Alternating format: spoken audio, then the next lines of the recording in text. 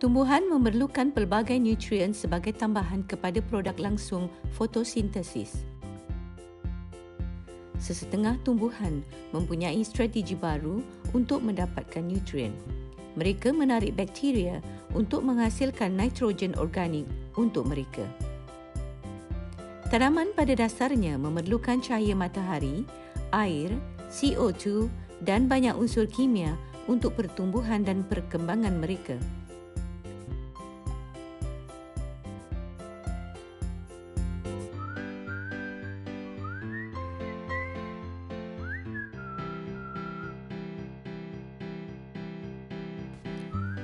Mineral diserap di permukaan akar, terutamanya oleh rambut akar. Dalam melewati korteks, mereka mesti mengikuti dinding sel dan ruang di antara mereka atau pergi terus melalui membran plasma. Mereka harus melalui membran dan protoplas sel endoderma sebelum mereka boleh mencapai xilem. Bagi meningkatkan hasil peladangan kelapa sawit, pokok mesti sihat dan bebas penyakit. Terdapat 3 jenis baja utama, iaitu baja tunggal, baja komersial dan baja sebatian. Selalunya, keputusan berbeza walaupun baja dan protokol yang betul telah pun digunakan. Ini mungkin disebabkan cuaca buruk, masalah buruh atau kesukaran untuk mengurus kualiti tepat, nutrien mikro atau baja yang tidak berkualiti. Baja yang baik harus mengandungi nutrien yang besar untuk tumbuhan, mempunyai ketersediaan bio yang tinggi, tiada kesan buruk terhadap tumbuh-tumbuhan dan tanah dan mengurangkan kos keseluruhan. Humus adalah ideal, tetapi sukar dalam praktik kerana kebanyakan sisa bio diambil dari tumbuhan. Baja organik, semburan tanah dan alternatif lain adalah terhad dalam kuantiti dan tidak boleh diperkembangkan untuk aplikasi perindustrian. Mereka juga mempunyai ketersediaan bio yang terhad, lebih mahal dan berpotensi terbuka, jadi ia memudahkan penyebaran pencemaran untuk berlaku. PRS adalah makanan tumbuhan semula jadi 100% dengan ketersediaan bio yang tinggi. Penyelesaian tulen dari sumber semula jadi. Ia disuntik ke dalam tumbuhan untuk menghadkan dos minimum agar mendapat keberkesanan maksimum.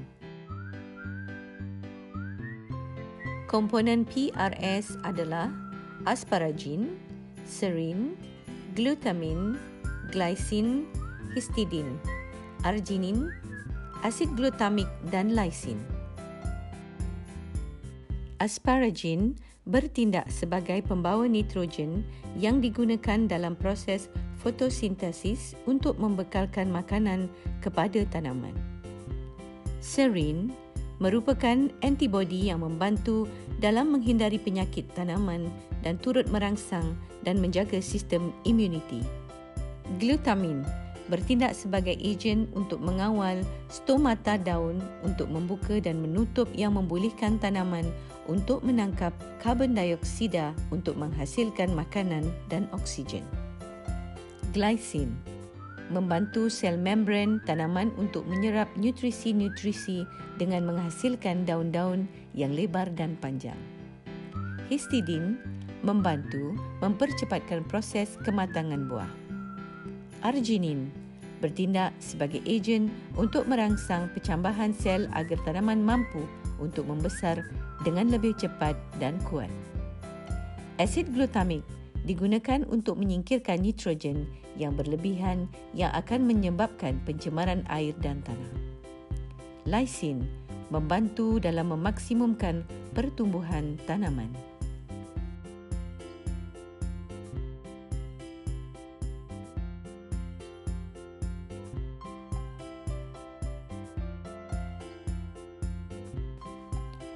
Dengan saiz yang salah, maka tidak efektiflah hasilnya.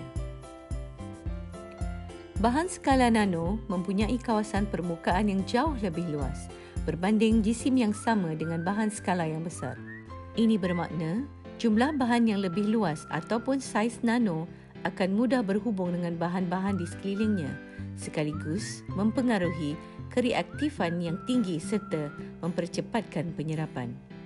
Manakala saiz granular kurang menyerap dan mengambil masa yang lama.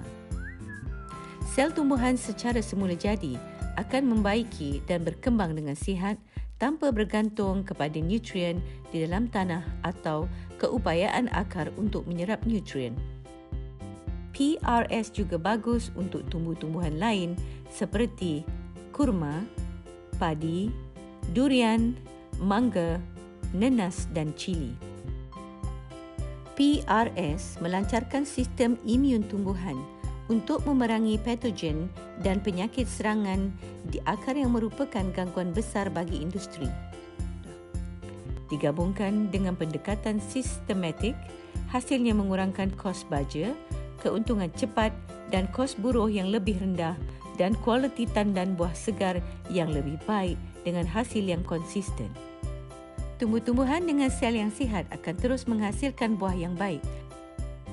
Untuk penyelesaian pertumbuhan tanaman unggul, sila layari laman web kami di www.perlisdolomite.com.